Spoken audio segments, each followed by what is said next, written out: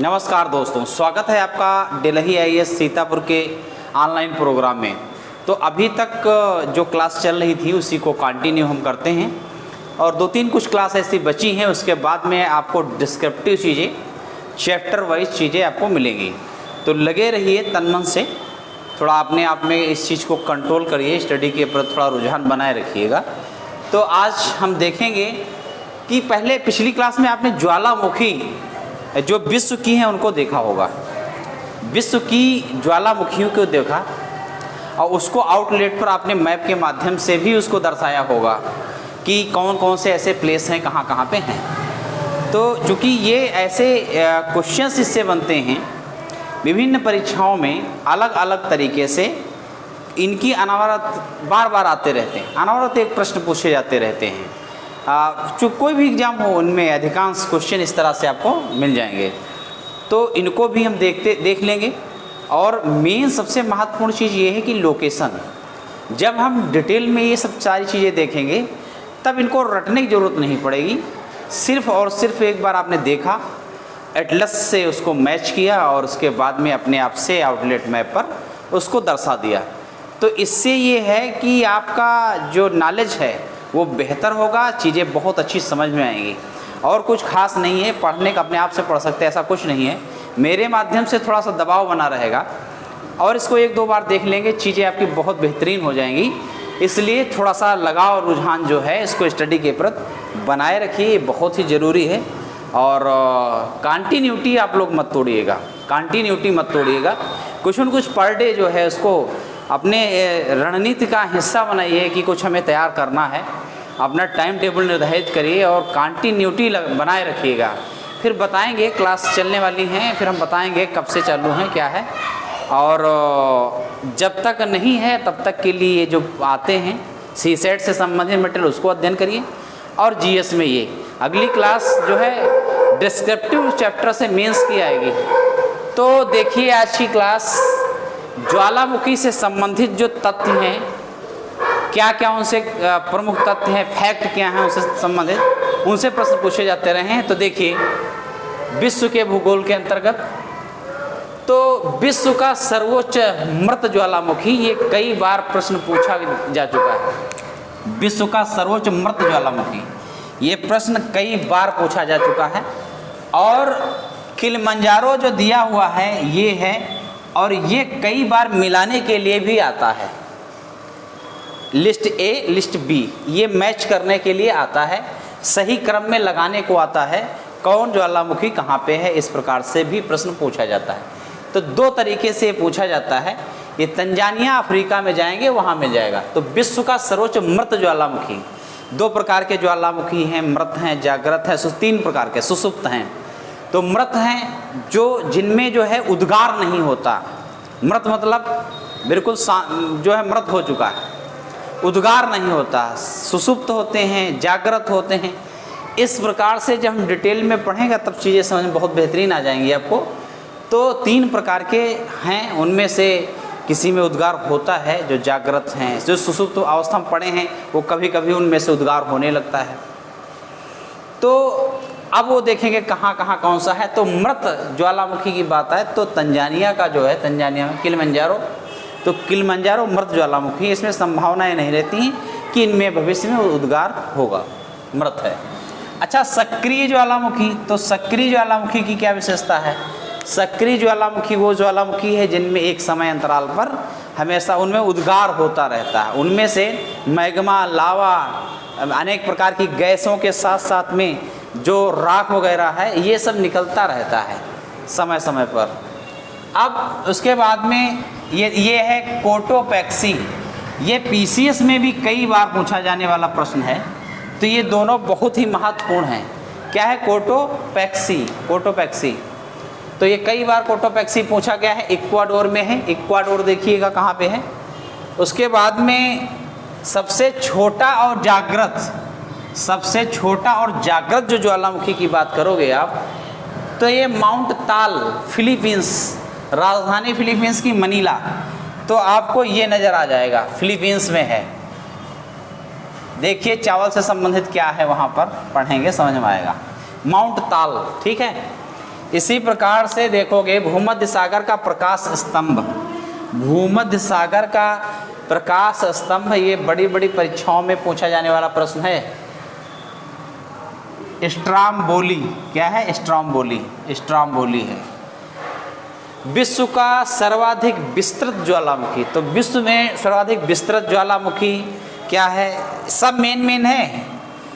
तो विश्व का सर्वाधिक विस्तृत ज्वालामुखी है मोना लोआ, ये वाला जो है, ये हवाई द्वीप समूह पर स्थित है।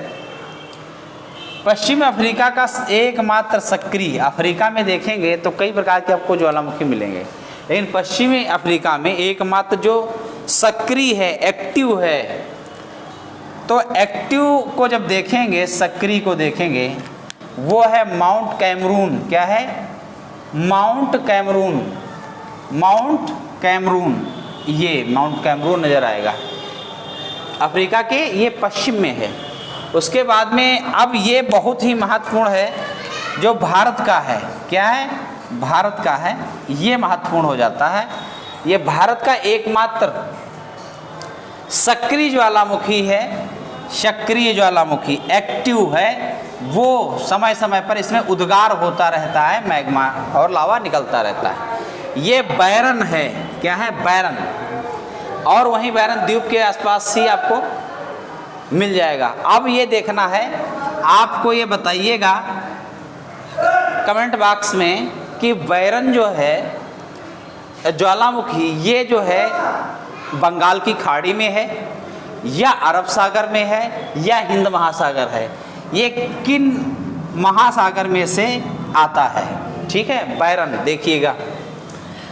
इसके बाद में आता है, ये पूछा भी जाता है बैरन किस में है, ये भी प्रश्न पूछा गया है, किस महासागर में है या बंगाल की खाड़ी में है, कहाँ पे है।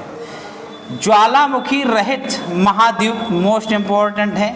ऐसा महाद्वीप, जितने महाद्वीप हैं उनमें से ऐसा महाद्वीप है जिनमें कोई ज्वालामुखी नहीं है, जिनमें कोई ज्वालामुखी नहीं है। तो अब एकमात्र ऐसा महाद्वीप आपको मिल जाएगा, ऐसा महाद्वीप है जिसमें ज्वालामुखी नहीं है। तो ज्वालामुखी नहीं है तो ये ऑस्ट्रेलिया है।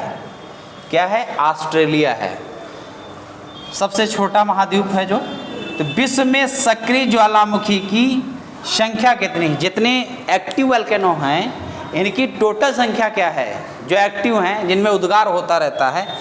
तो हम देखेंगे इनकी संख्या टोटल 500 है, 500 है जो एक्टिव हैं, जो एक्टिव हैं, सक्रिय हैं।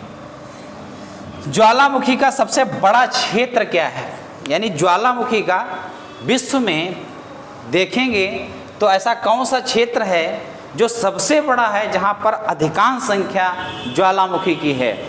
तो ये सबसे जो बड़ा है क्षेत्र, वो आपको यहाँ पर परिप्रशांत महासागरीय पेटी नज़र आएगा। परिप्रशांत महासागरीय पेटी।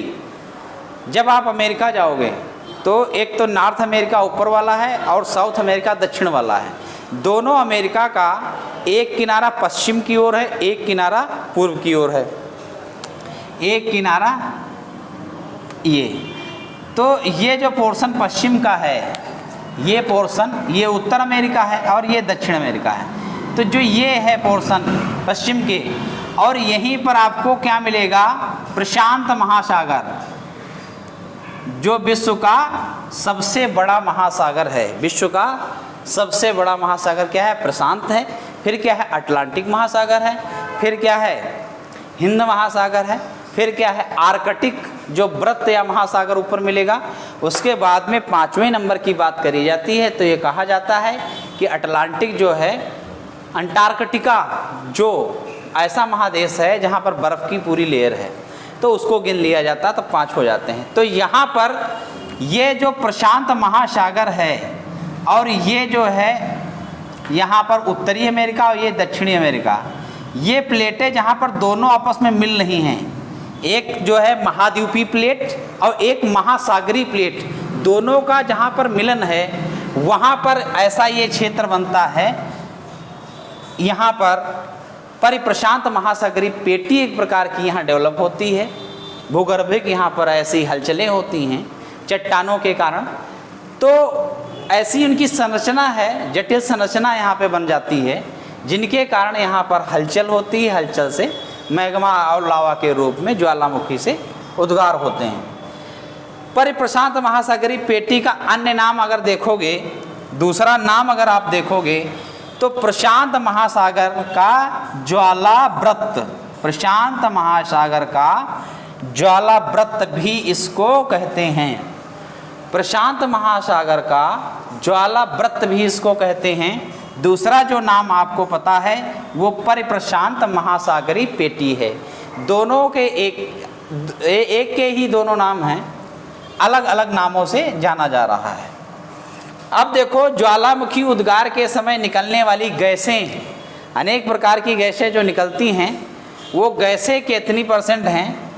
गैसों में जलवाष्प की जो मात्रा है, वाटर वेपर जो उसमें होता है, जलवाष्प की मात्रा, तो जलवाष्प की मात्रा देखो, तो जलवाष्प देखोगे तो यहाँ पर आपको मिल जाएगा 60 से लेके 90% तक की, 60 से लेके 90% तक की जलवाष्प ही रहता है। बाकी बड़े बड़े फोल्डर उसमें आते हैं, मेल्ट जो मेल्ट होती चट्टान वो ऊपर को निकलती हैं।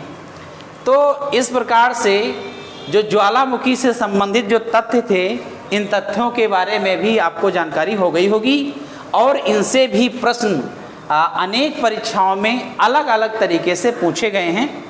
और इसको मैप के माध्यम से अगर देख लेंगे तो आपका ये टॉपिक पर बढ़िया कमांड हो जाएगा। इसके बाद में 1-2 क्लास और हैं कराने के बाद में हाँ पूरी तरह से डिस्क्रिप्टिव पूरी क्लास चलेंगी। जैसे 2-3 चैप्टर कंप्लीट कर दिया था, उसके आगे की क्लास चलेंगी।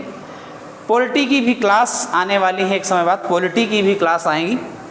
तो आज की क्लास यहीं तक रखते हैं, फिर मिलते हैं नेक्स्ट क्लास में। Thank you very much.